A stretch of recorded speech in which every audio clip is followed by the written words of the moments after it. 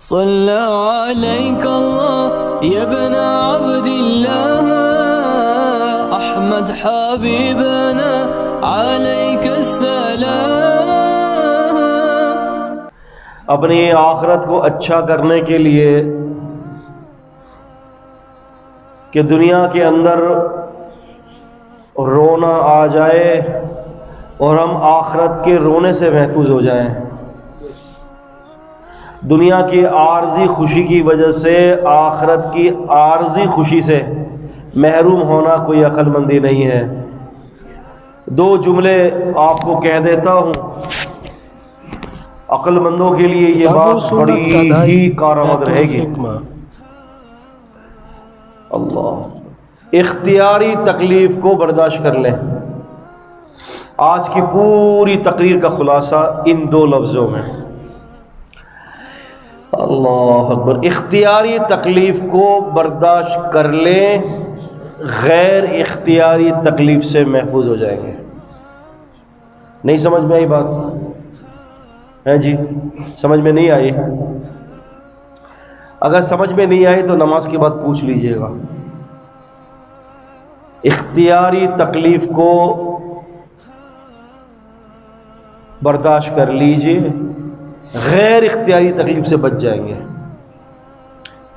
صرف اس جملے پر پورے 2 جمعے ہمارے ہو سکتے ہیں. مطلب کیا ہے؟ آج کی تقریر میں آپ نے جس کو بھی شوق ہوگا نا جہنم سے بچنے کا، مجھ سے آ کر یہ پوچھ لے گا. جس کو شوق نہیں ہوگا وہ چلا جائے گا. وہ صرف فارمیلٹی پورے کرنے کے لیے جو آیا ہوگا نا وہ نہیں پوچھے گا. اور جو واقعاتاً فکر آخرت لے کر جائے گا تو مجھ سے ضرور پوچھے گا کہ شیخ صاحب اس کا مطلب بتا دیں. اللہ اکبر. اس کے علاوہ الحمدللہ ہمارا جو ادارہ ہے دفاع حدیث فاؤنڈیشن، تحفظ حدیث فاؤنڈیشن، جس کا مقصد ہی دفاع عن السنہ ہے، سنت کا دفاع ہے. الحمدللہ 3 مہینے، 3.5 مہینے میں، 2.5 مہینے میں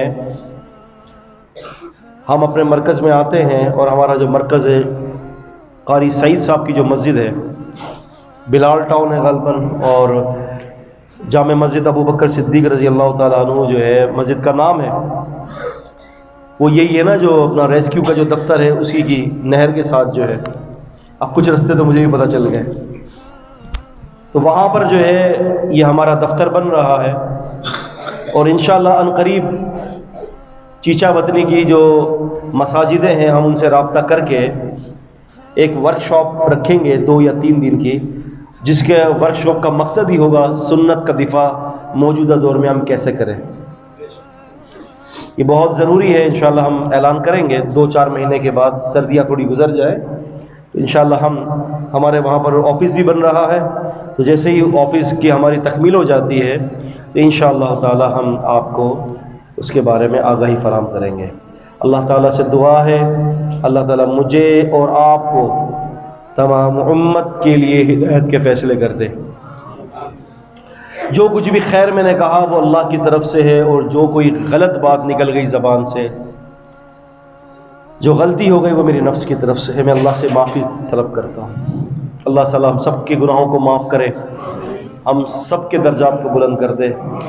یہاں سے ہم مغفرت کا اگر جام لے کر اپنے ساتھ نکل گئے مسجد سے باہر، سمجھ لیں آنے کا مقصد پورا ہو گیا. اقول قولی ھذا استغفر اللہ لی ولکم ولسائر المسلمین.